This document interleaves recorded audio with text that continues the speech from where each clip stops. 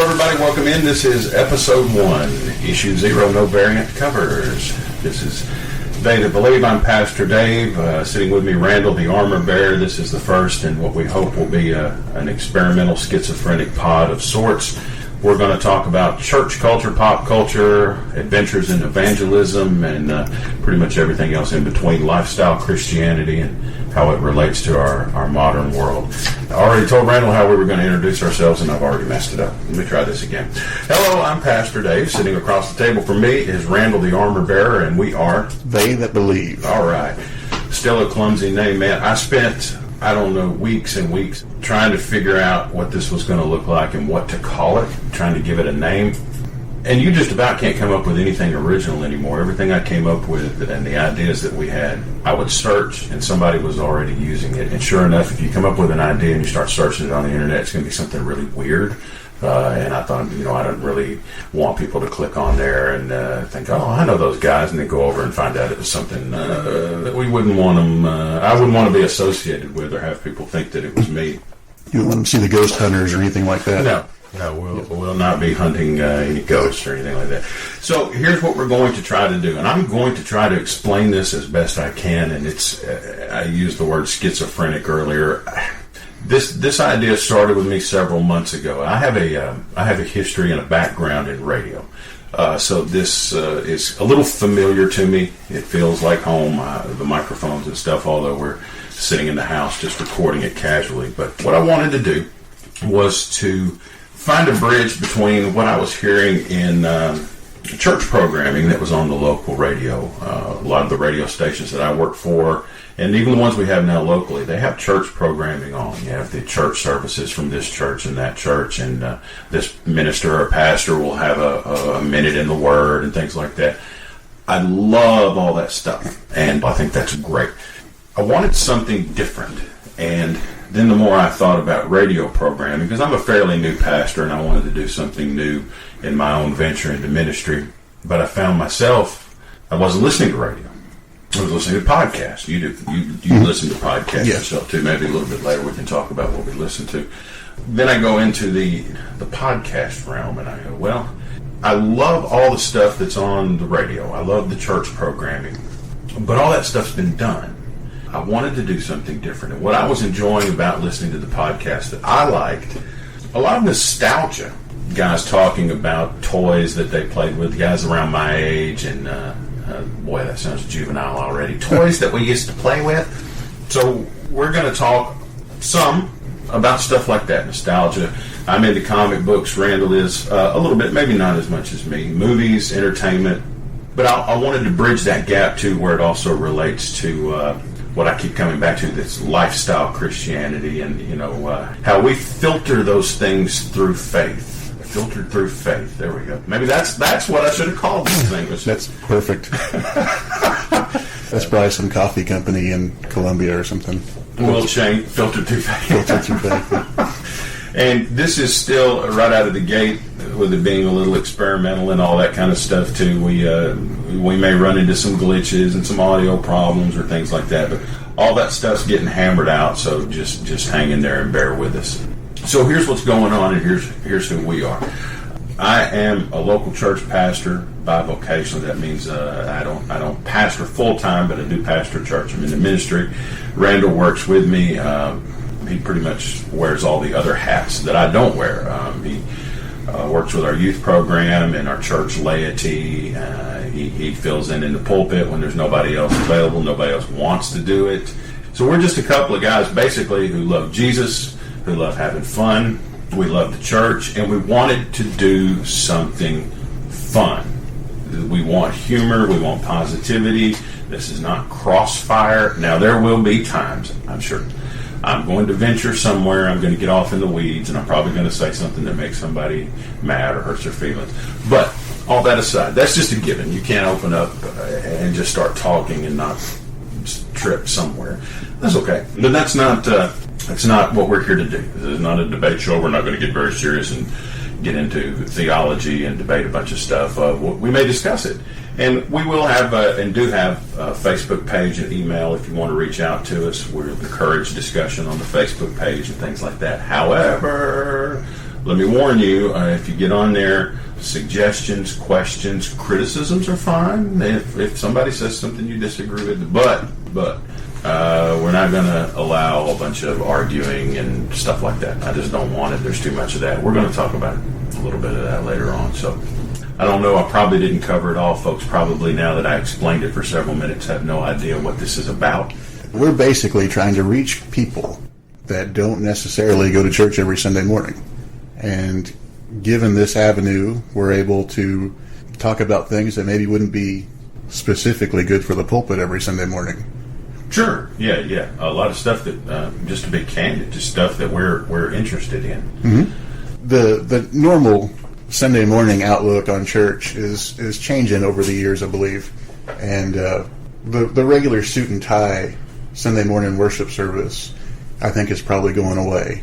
And, in order to reach the younger generations and even people our age, you're going to have to modify the ways that we have church. And if this is, an avenue for us to have church that, people can sit at home and listen and argue and discuss, I think some of the best church services I've ever seen have been some that had some discussion in it, a little playback from the audience. And a lot of people, I mean, let's be real. Let's be real.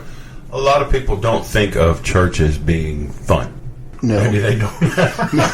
They don't enjoy church. Kids don't like going to church. And I hear that a lot with people that you try to talk to about church and about the faith. They're like, oh, my parents made me go and I hated it and I was so bored. And you ever wonder how many people's earliest memory is their grandpa yanking them out of church and like whipping them out in the parking lot or something like that?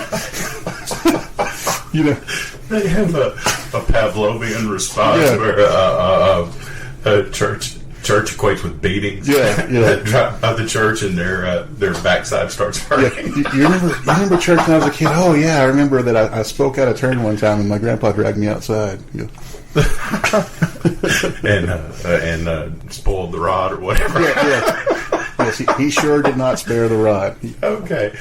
All right. Well, here's the first thing I want to do, and again, after all that introduction, this will either seem really brilliant or this will seem absolutely idiotic. But now that I have a public forum again, and we have the microphones open, and we can talk a little bit, there's something that's been troubling me for a long, long time, and I want to take a moment to address it because I think we all owe someone an apology.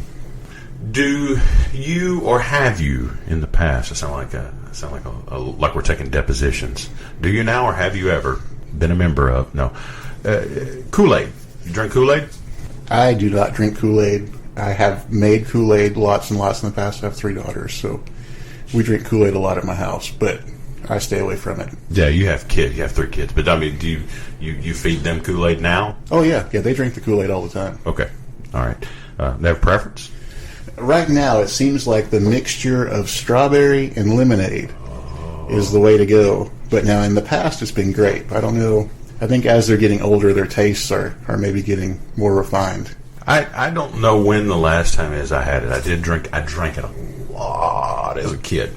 My grandparents adopted and raised me, and there was a period for a few years before that where my mother and I lived together, just she and I, in an apartment. And, man, I hope I want Mom to listen, but I hope she doesn't hear this part. If I send her this, I'll edit this part out. I don't know that she was just the best cook. My grandmother was an incredible cook. Mom, So I was pretty much raised on my diet at probably 3 or 4 years old was 3 things. Chef Boyardee ravioli, these weird cocoa oatmeal no-bake cookie, you know what I'm talking about? Mm-hmm. It's like some people call them mud pies or whatever. Mm-hmm. And Kool Aid. And that was like 3 meals a day for years. My mom had me convinced that the chicken came in the Kentucky Fried Chicken bucket, that's how it came. So she would say that, I made chicken tonight. And it's like, it came in the Kentucky Fried Chicken bucket again. What do you mean? My mom does not cook at all, ever. Uh-huh. And so when I was a kid, instead of cooking, she'd go out and go get KFC or so she had me convinced that she was making the Kentucky Fried Chicken in the bucket, when she'd bring it home. Like she had prepared it? She had prepared She put the chicken in the bucket and prepared it in the bucket. She made it. The only thing, sort of utensil? Or? The only thing we had to serve it in was the Kentucky Fried Chicken bucket, so she just put it in the bucket and gave it to us. the great chicken deception. Yes. That's a whole other pod in and of itself. Okay, so back to Kool-Aid. I don't know. I don't think I've had Kool-Aid in a long time. Well, anyway, I asked you when we started if you do you now or have you ever do you drink Kool-Aid, and I meant that very literally. Meant do you consume this tasty beverage? Now, in our culture, colloquially, you'll hear people use the expression, usually dismissively or insultingly, pass the Kool-Aid, partner, or just keep drinking that Kool-Aid. Do you know what that means? You want to explain that? I think it means that when everybody else is doing the same thing and you just join in with them. I think its roots go back to Jim Jones, don't they?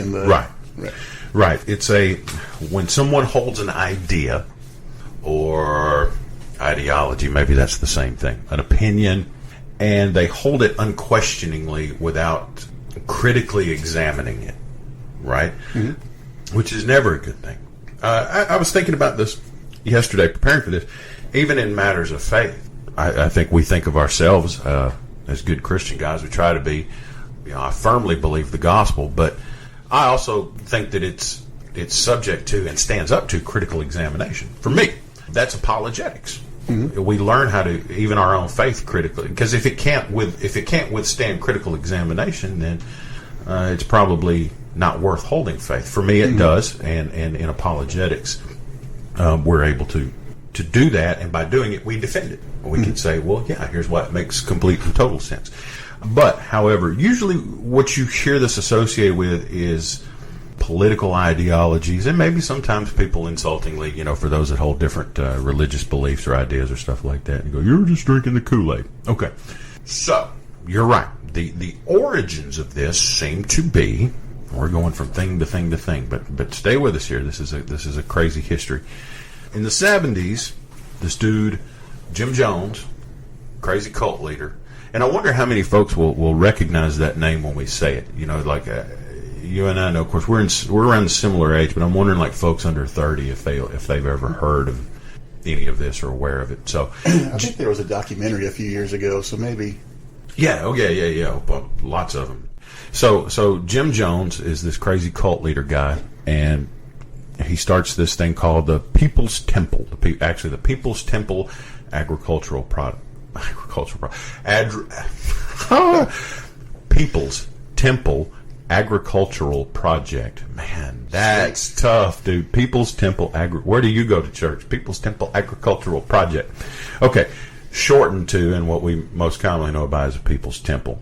And it was like anti-government, kind of anti-society thing. So in 1978, pretty popular back in the 70s to be anti-government, anti-establishment. Yeah, I guess you had. I mean, do you think there were more of those types of things then, or less now? Because you had like Sung. I can't do it. I could never be in a cult.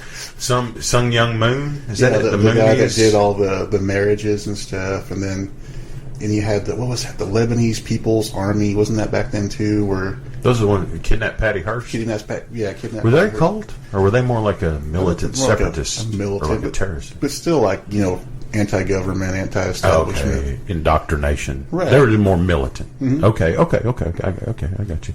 I'll give that to you. Okay. So, point for me. So Jim Jones and a bunch of his followers take off out of California. They go to northwestern Guyana and form their own commune. I hear Guyana's nice this time of year. Yeah, right. Well, I think the tourism industry probably dropped off after 1978. Yeah, lots of people going at one time, and then one way. Okay. All right. we might do some editing after. I like 400 one-way tickets to Guyana.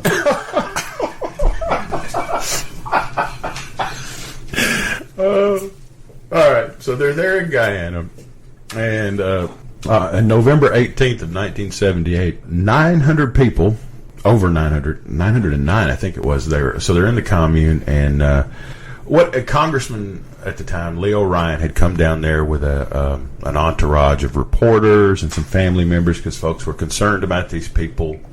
They're over there, and we're worried about them, and they're getting crazy thoughts in their head and stuff. Congressman Ryan goes to leave. He and the party are then attacked on the airstrip as they go to get back on the airplane and leave. They are killed. And in the meantime, over at the Jonestown commune, they start mixing a powdered drink that had a bunch of stuff in it, mainly cyanide. And over 900 Americans who were there drink the cyanide-flavored drink and died. Mass suicide.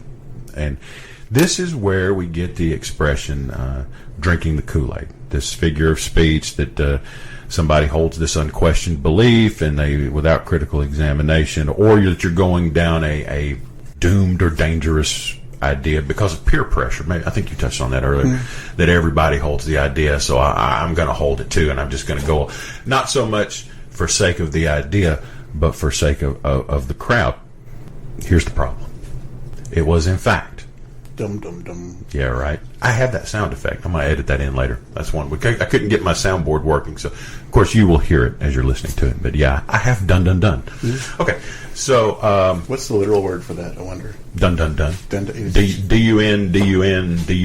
When I looked it up on the internet, I did. I looked it up and got the sound effect. What who we pay for the copyrights on that? I don't know. Mr. Dunn. I don't think so. Nobody's going to rat us out anyway. Okay. So we owe Kool Aid Man a great apology. You know Kool Aid Man, right? My favorite. He's big, he's red, he looks like a pitcher of Kool Aid, and bizarrely carrying a pitcher of Kool Aid. It's a little cannibalistic. That's weird when you think about it. I mean, I don't know. Does he pours from that pitcher? Or that's another conversation for another day. So let's not watch him fill the pitcher anyway. So we owe Kool Aid Man a great apology.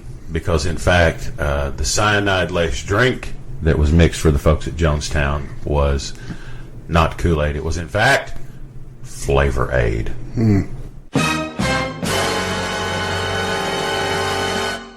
know what I was thinking when you asked me, you told me about this the other day, was have you ever played the grocery cart game? No.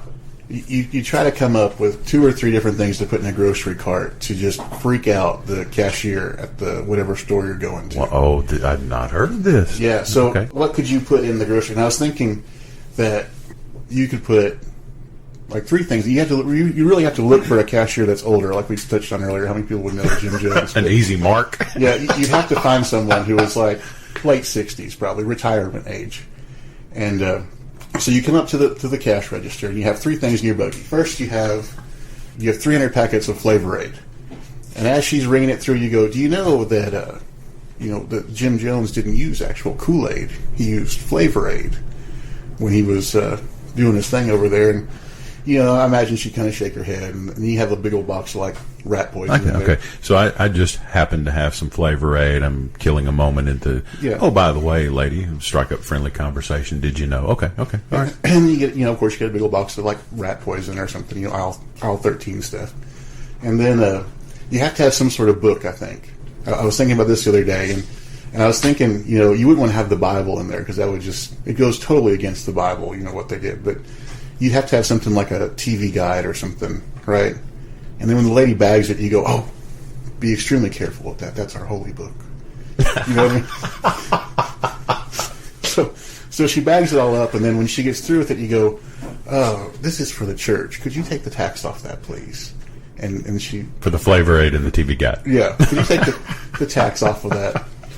And I was thinking, if the cops didn't get called, they should probably do that. Like Walmart training should be, if you have these 3 things go through line together, call security. What do you think? Like a red flag list. Yeah. Like if you see these items in this combination. Right. Oh, that's great. So yes, we owe Kool Aid Man a great apology. And anyway, if you say that expression, probably shouldn't say it anyway, just for the fact that it's dismissive and stuff like that. That kind of segues us into something else I wanted to touch on. Social media. Love it and hate it. Love it or hate it, depending on which day it is. Now, you're on social media. You're on Facebook and stuff too, right? I am too. Although most days I don't know why, and I don't know why I do it. Honestly, I think if it wasn't such a convenient way to keep like everybody I know in one place, it's basically an interactive Rolodex of sorts, and to keep up with folks. There's so many days that I just want to But then I go, well, I'm going to lose all these and I communicate with you, and I communicate, I think, using the messenger. So check this out. 50% of the population of the U.S. uses Facebook. Now, does that surprise you? Does that seem high or low to you? It really seems kind of low. It did to me, too. That's why I asked. So you got to figure what groups would be excluded from, because like even most grandparents these days are on Facebook of some sort, you know what I mean? So you have to think the incredibly young kids, your Ted Kaczynski types that don't have electricity or whatever. Right. Who else would you think that wouldn't be? That groups that wouldn't be? And of course, like your Amish and Mennonites and people, Yeah, right. Maybe folks in certain professions, maybe, but I'm even kind of reaching there. Okay, well, globally, 1 in every 13 people in the world have a Facebook account. Now, same question. Does that seem low or high to you, or about right? Well, I think it shows how much how much computers have moved across the globe. If you think about 1 in 13 people having access to a computer or a smartphone or whatever. Okay. Technology is expanding. Yeah. Okay. I'll go with that. The average Facebook user has about 130 friends on Facebook. How does that work in your world? I don't know. I think my mom has me as a friend, and that's about it. So she's those people are skewing the curve, skewing the numbers. Because I'm one of those kind of people. Like, I don't even try to have a big friends list. It's just too much for me to manage. It's too much stuff in my feed. If I can keep it under 300, I'm comfortable there. When it starts to get a little too far above that, that's when I do these things that go in. I start to, just candidly start kind of cleaning it out. I don't even remember who that person is or how I. Do you have rules, like if you see something pop up on your Facebook feed, and do you immediately get rid of somebody, or? Because I do. If I see I usually let them get by with one swear word, and then if I see it again, then I completely unfriend them. I don't know. I don't quite have those. You've got a whole policy manual, apparently. Yeah. It depends. Sometimes it depends on the person and how well I know them. If it's if it's a dear friend that I've known for 20, 25 years, I'm probably kind of forgiving. Just because I have a relationship with them. And maybe I know who they are and I know where they're coming from. Somebody that I'm only maybe acquainted with or not as comfortable with, no, those folks go pretty quick, because I'm like, I don't have a need to maintain the contact or maintain the relationship.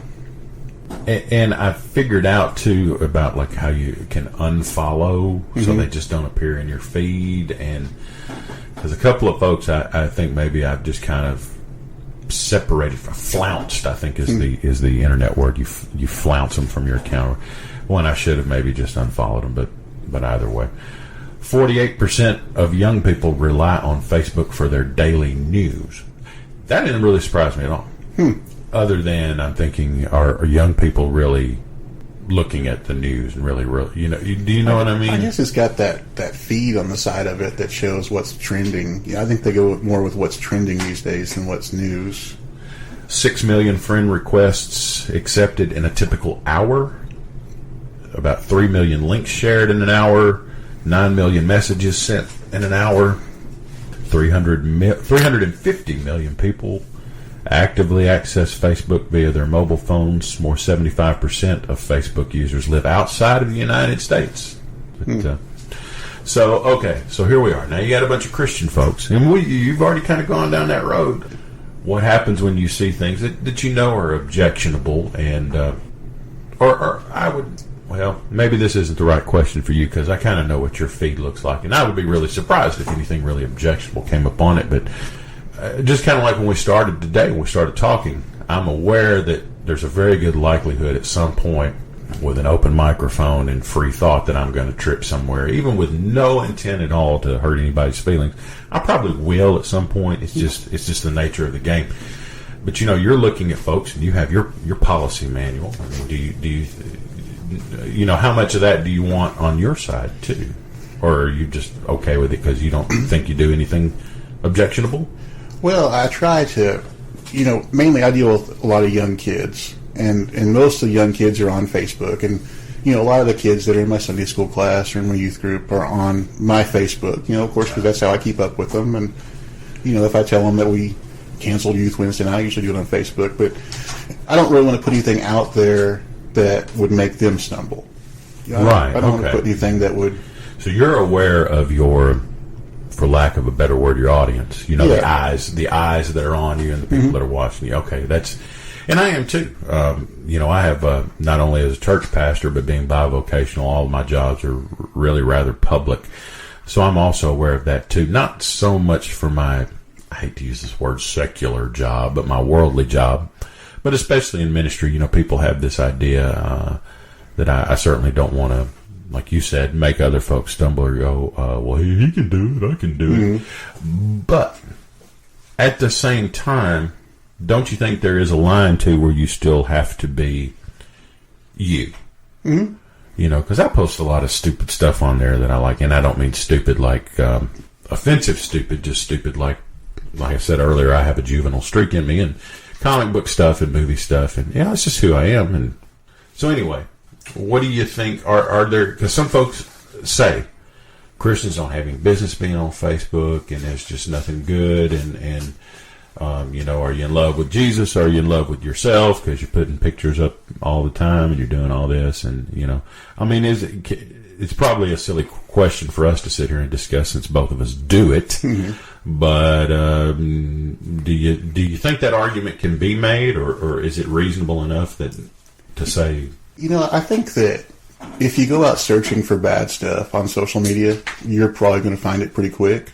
But if you go out there with the intention of maybe, we'll say, for instance, I've got a friend on my Facebook right now that's going through some troubles. Right.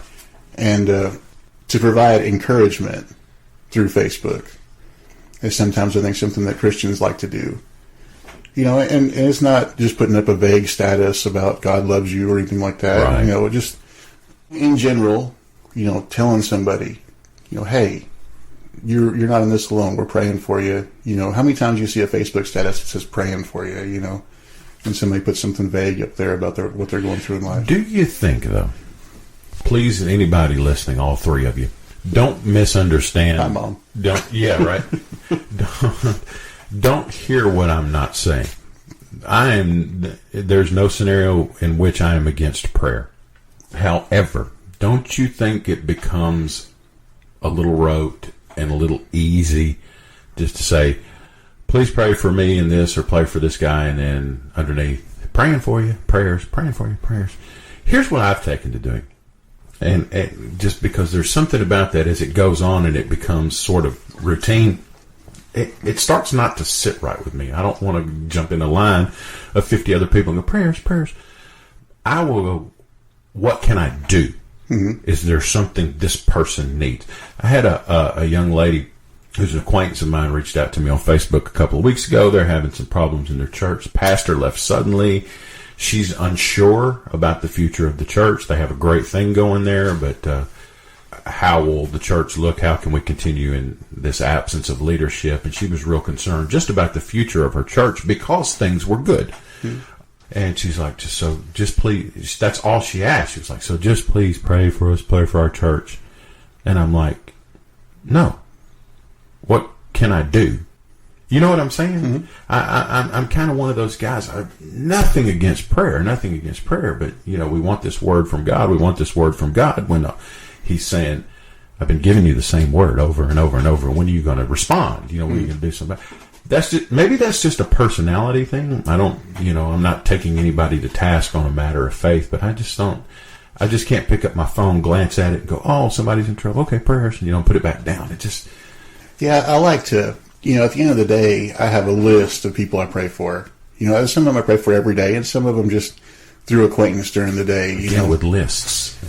I'm very organized. You're type A. If you looked at my house, you wouldn't see that I was organized. But right now, there's paint and stuff all over the floor. So, but I pray for a lot of people, and I really do believe that prayer does help.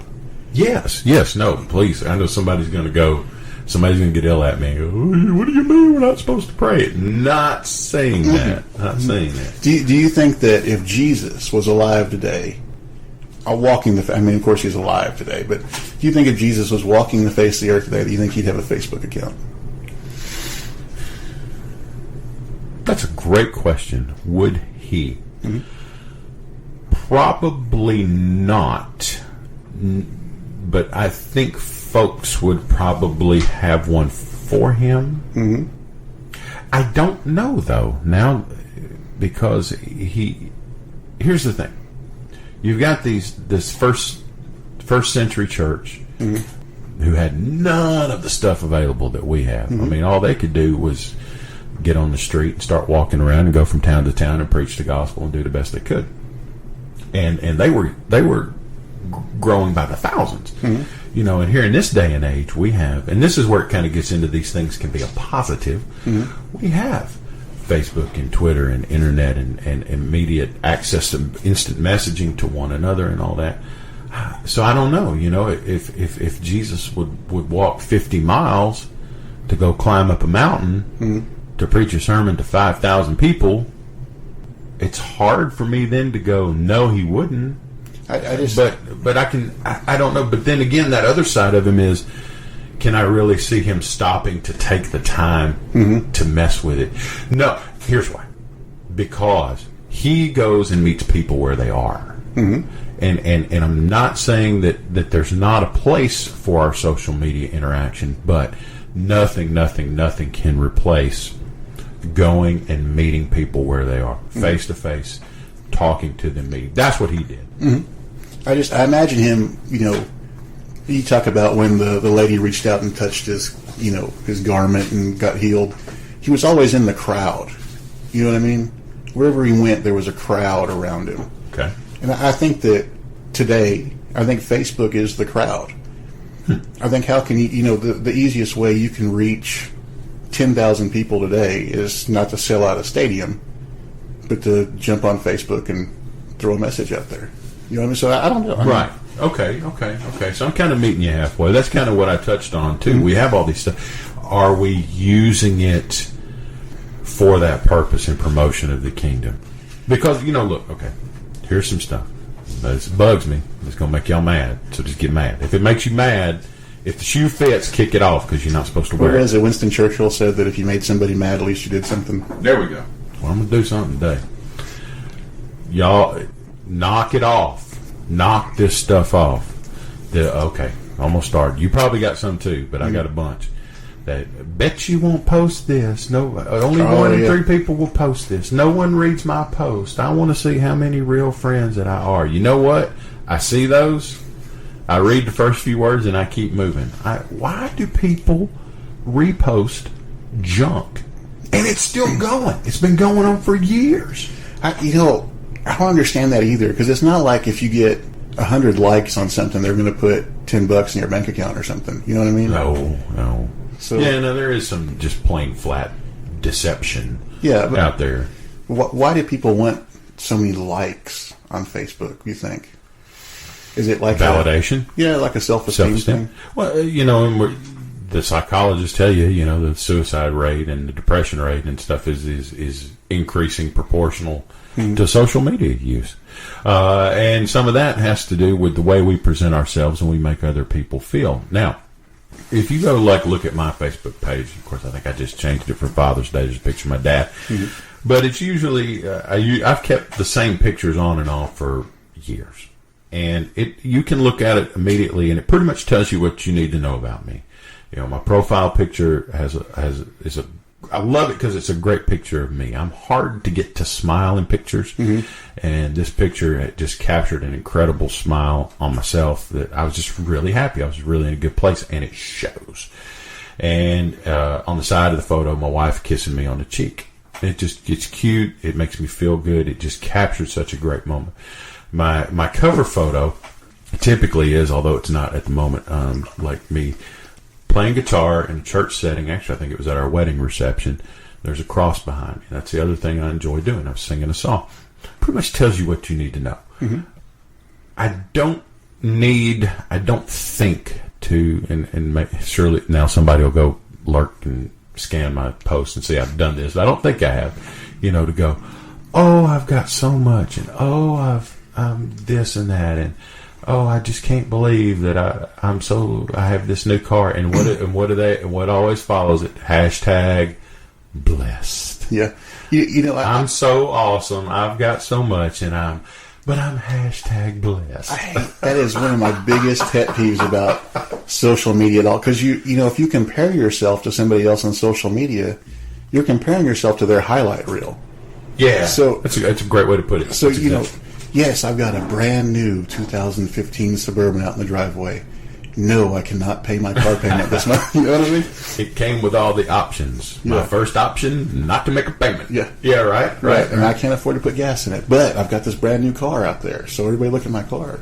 So just, think about that. Not everybody, just because somewhere on your page you have put hashtag blessed or something. That's not what I'm talking about. We are a blessed people. We are. And it's just how you present it. Again, are you in love with yourself or are you in love with Jesus? And are you giving people that highlight reel? One, do the cynical folks like you and I look at it and go, it's kind of phony? Mm-hmm. And do the folks with the self-esteem problems, do they look at it and get a false impression of you that they can't keep up with, and then they begin to covet? And you ever put up there, hey, I'm home on a Friday night eating a peanut butter sandwich? You know what I mean? Yeah, that's the other one. I don't need 20 little updates every day about every little thing you're doing.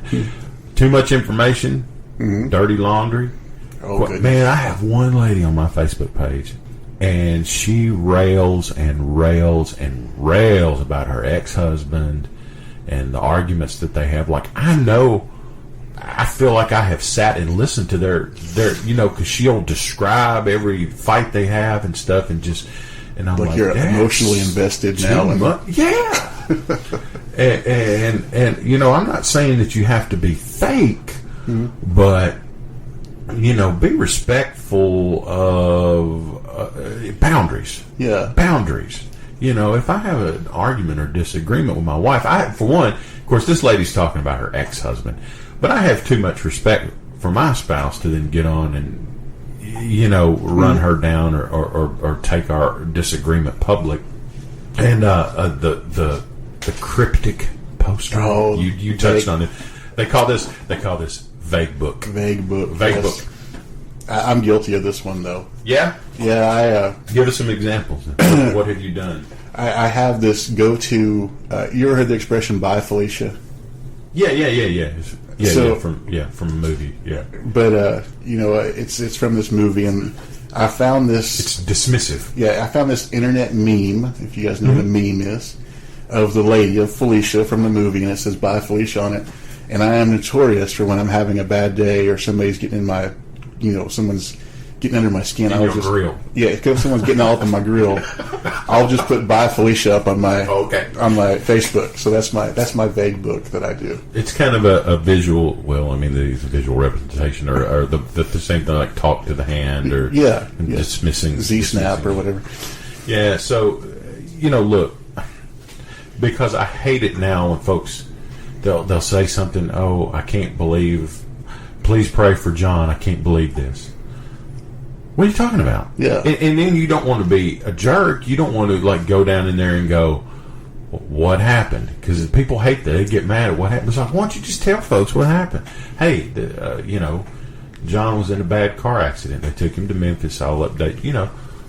Just something, man. But I'm having the most awful day. I'm falling apart. What? Anytime that you write a sentence and the next word should be because, yeah. Finish the sentence. Yeah. Finish it. It's like when the movie ends too quick, Like you keep waiting for the little words to come up at the end to show how everybody turned out at the end of the movie. Yeah. It doesn't come. It's like, what? Yeah. What happened to him? What happened? Yeah, Dickie went on to be an internet millionaire. Somebody's a senator or whatever. The chain letters, the urban legend. Here's the new one that I'm seeing that drives me crazy. The satire pages that look like news, and they look good. Now everybody knows the Onion. The Onion makes fake news, But they have pretty much, that's kind of been their product all along. Yeah. But there are pages now that look and feel and present themselves almost as legitimate news sources. And they're complete satire. They're made up. Like there was one, I think, about a story that circulated. A death row inmate had asked for a child to eat for his last meal. You know, and people are posting it. I can't believe this. This is outrageous. And folks, if it looks sketchy and it looks outrageous, it probably... And here's what gets me. It takes me 20 seconds. Because I'll see that and I'll go, that can't be real. Google it, and it comes up. You know, satire, or what's the Snopes, Yeah. right? People won't do that. But they'll quickly reach down there and hit that share button, even if they don't know it's true. I hate the ones where it like makes you freak out a little bit. Like, oh, somebody's going around putting needles underneath your door handle in your car, and you have to... Yeah, your urban legends. Yeah. You know what? Why would you want to do that to somebody? And folks, yeah, so stop doing that. If it looks weird before you hit that share button and junk up my news feed, take 20 seconds, 30 seconds, Google it, check Snopes, make sure that's legitimate. Check the news site, because what will happen too, if you go to those quote-unquote news sites, they have disclaimer pages. They're buried, but you can find them, and it goes, everything here is fake and joke's on you. Yeah. Just do that. Do you remember the Weekly World News? Yeah. I used to love that magazine, but you knew it was all made up inside of it. Yeah, Bat Boy. What Bat Boy? Bat Boy, Is that what it was? Uh-huh. Bat Boy? Yeah. And this is really going to hurt somebody's feelings. Enough with the baby pictures. Enough with the baby pictures. And don't make it your profile picture. You know, I'm like, I'll see my old friend from high school or something, or you're looking for somebody, and you get up a picture of a toddler. That ain't you. The toddler didn't post. That profile picture is for you. Put your face. Now, you want to make a photo album, you know, and put your anniversary pics. And I like looking at people's stuff because there's so much anger and so much negativity. I like the family pics. I like the funny pictures with the animals wearing people clothes. I like all that stuff. Kitty cats. But 100 of them in the news feed, and I think maybe even it's not so much the baby pictures. It's when people put stuff their profile picture, and it's not them. I mean, my profile picture is my face, so you know. Oh, that's Dave. I know him. Unless you don't want to be known, in which case, why are you on Facebook? Political rants. Oh, good. Knock it off, folks. Knock it off. If you have read or seen a Facebook post that was so compelling and was so strong that it just squashed your cognitive dissonance into the dirt and you changed your mind about everything you knew, I want you to send us an email. Message me and let me know, so that I want to know who that one person is that has ever had their mind changed. Because, and this is one thing now I will push down on Christian folks. Look, I'm not perfect. You know, I like to lead and coach folks in matters of faith, and I work myself to grow stronger and mature in my faith. But if you're up there, if you're anywhere, I go sit in a restaurant. I went out to eat the other night with my family. I'm sitting there at the restaurant, and some of our church folks behind me at the next table. Some guy and his family talking loud about, well, you know, in the next 4 years, if they don't do this one, and this president does this, and the new president, and the da-da-da-da-da-da. And man, it just does something to me. I have to be patient with this. I just immediately feel it in my gut, and it starts to rise. You ever go somewhere and you see the coffee club? Like the old folks that sit around and drink coffee somewhere? Hey, yeah. We at the Hearth in Martin, they call it the round table. Folks want to get together and talk. I mean, you and I had things in common we want to talk about. We got here and we got to talk. You know, I'm not standing on a street corner. Of course, folks can turn this off. They won't listen to it. And I'm not saying now, and I see my buddy Roy Herron, who wrote this book, God in Politics, he makes this case that it's a civic duty. It's part of your Christian duty to be involved in politics. So he would probably take me to task for that. And I don't know that I want to go that far. I mean, if you want to be, I think we should be civic-minded. I think we should all vote. I mean, I think that we can affect change, but when you're so mad and you're so angry and Facebook and then politics and I probably should. If I keep going, I'm going to be mad. Guys, knock it off. And think about the next person that you're going to want to invite to church. I mean, we don't check voter registration cards at church, okay? And it's weird. I was in a session up at Lakeshore, which is United Methodist Assembly. Randall and I are United Methodist by affiliation association. Disclaimer. The opinions expressed herein are expressly those of the host and guest and not necessarily those of any church or any denominational system. Okay, so I'm up at Lakeshore with another group of clergy, and somebody pointed something out to me, and I've been thinking about it ever since. And how we talk about folks and our leaders. George W. Bush, Hillary Clinton, United Methodist. Just a perspective. You know, doesn't mean you have to like one or like the other. I don't even want to say that because I don't know them. I'm not in a position to like one or like the other. I don't know them. Do you think part of the, supporting, because I support America, every way I can, but do you think part of that support is maybe you have a disagreement with the president and what he's doing, but you still got to back the country, you know what I mean? You still got to, no matter what, you still... Sure, and there's scriptural basis for those that are, that are given leadership. It's ordained by God. That doesn't mean we always do well with it. And here's another thing too, man. I shouldn't go down this road, but look, I don't know the president. I've never met him. I've never spoken to him. I don't have a direct line to the White House. I don't know the man. Okay. I'm sure if I met him out in public, he'd be a nice guy. You know what I mean? If I didn't know. Well, you can't get elected president, being a jerk. Yeah. You got to have a little charisma, Here's what I know about him. He, at least in public expression, has voiced that he is a baptized Christian. Okay. Now, I hear you through the microphone. So it's somewhere the top of their head is blowing off. He this, he that. I don't know the man. I know what he has said, and God knows his heart. Now, I'm not going to sit here and make aspersions, especially about somebody that at least professes to be in the family of God. When we know people and we have relationships, we may counsel each other. Where I'm going with all this, I'm being awkward. All this mess about he's a Muslim and he's a communist and he's a Muslim, and knock it off. Knock it off.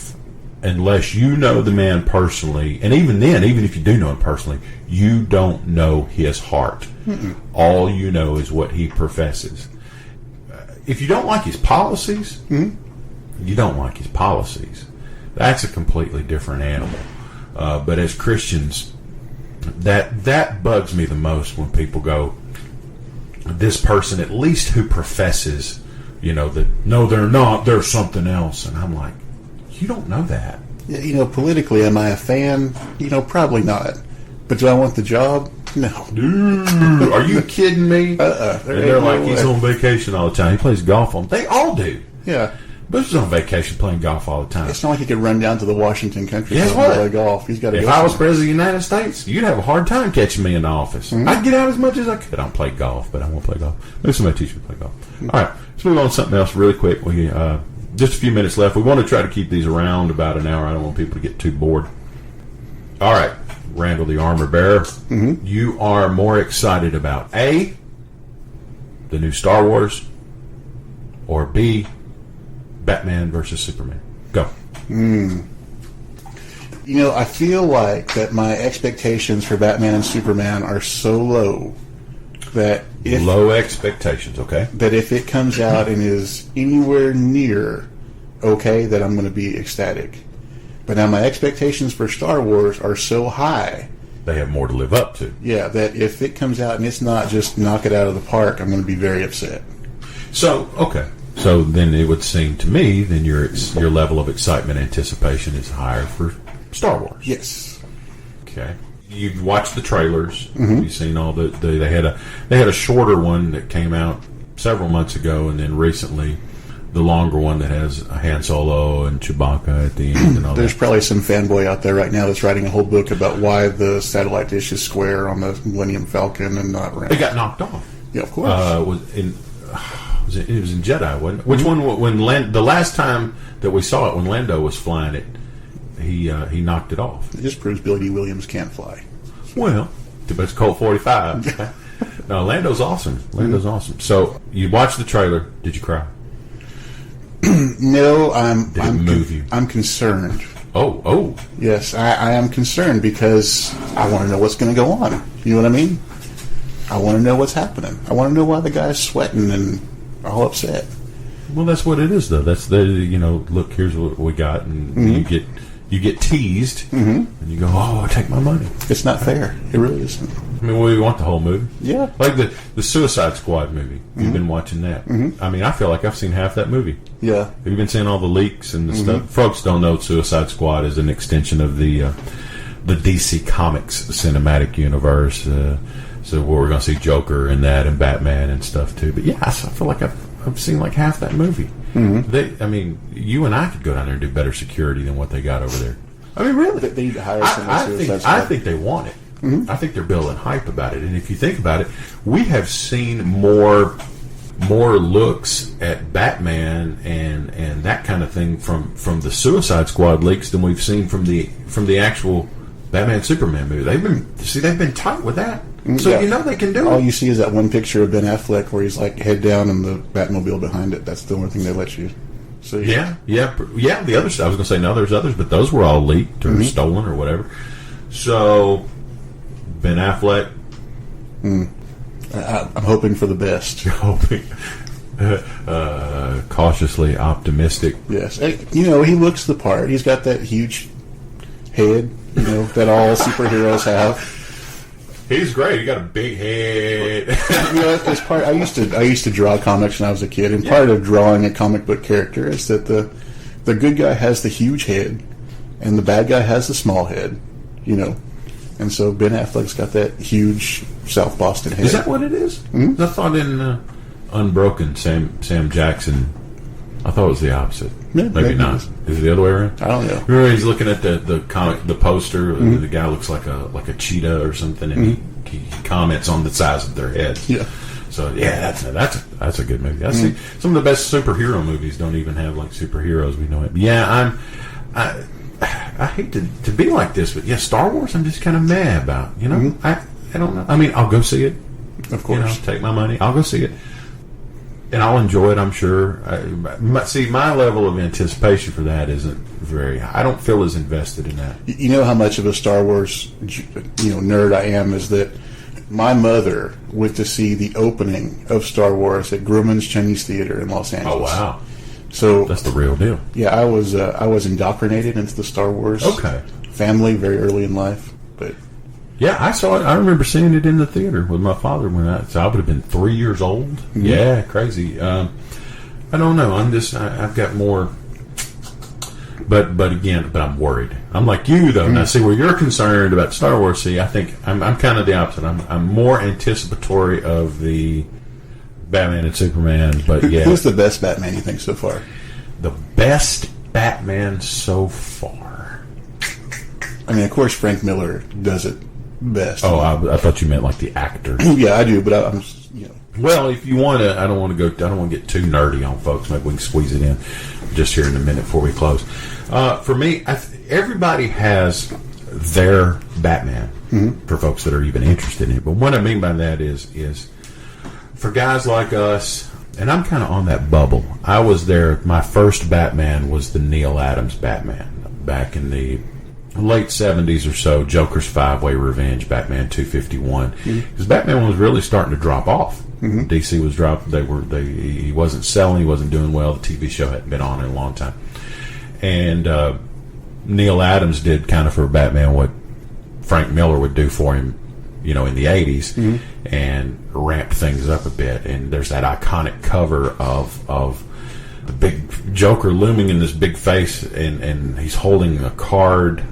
It's like the Ace of Spades or something, and Batman is on it like he's falling, and when I think of the costume and the image, that's what comes to mind, because that's quote unquote my Batman.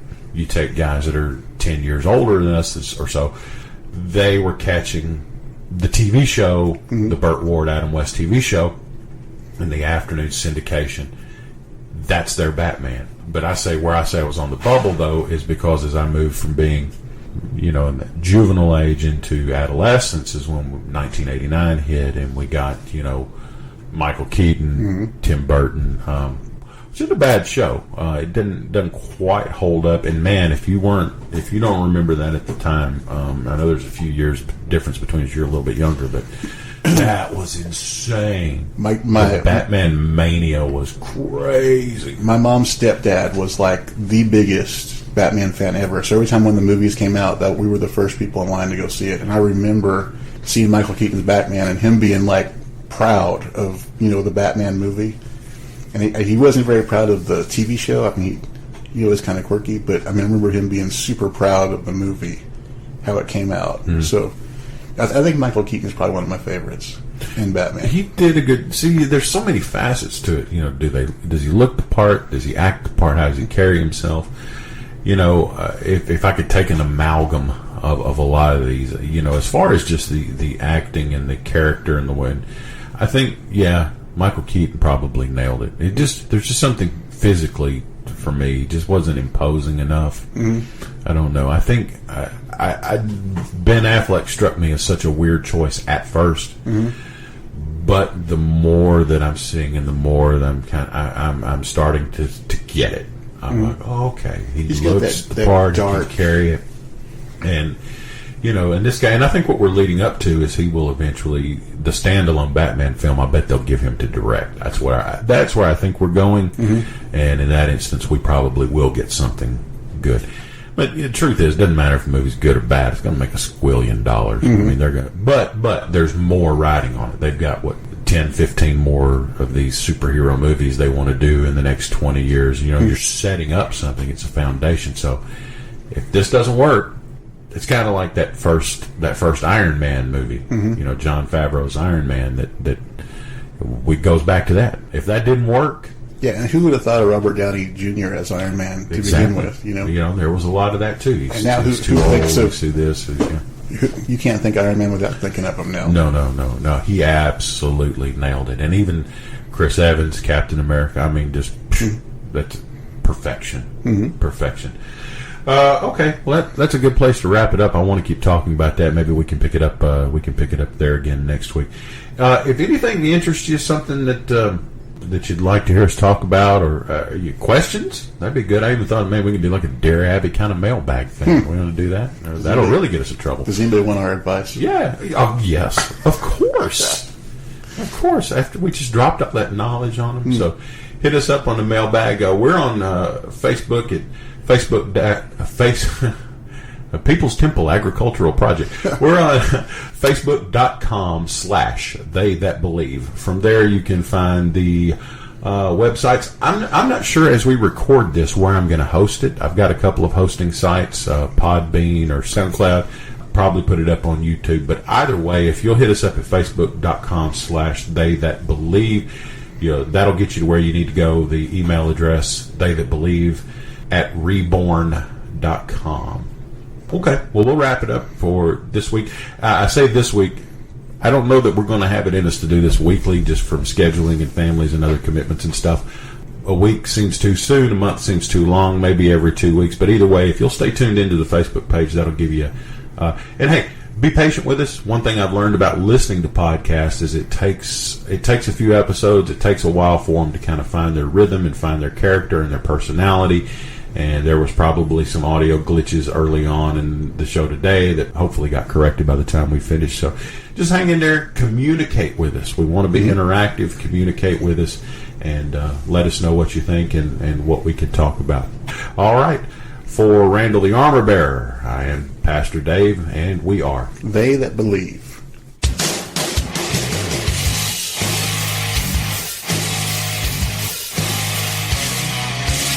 This is a job for Kool Aid. Hey, Kool Aid! Oh, yeah! Tastes great. Our friend's cool. Our friend's Kool Aid. Kool Aid brand soft drink mix. Oh, yeah.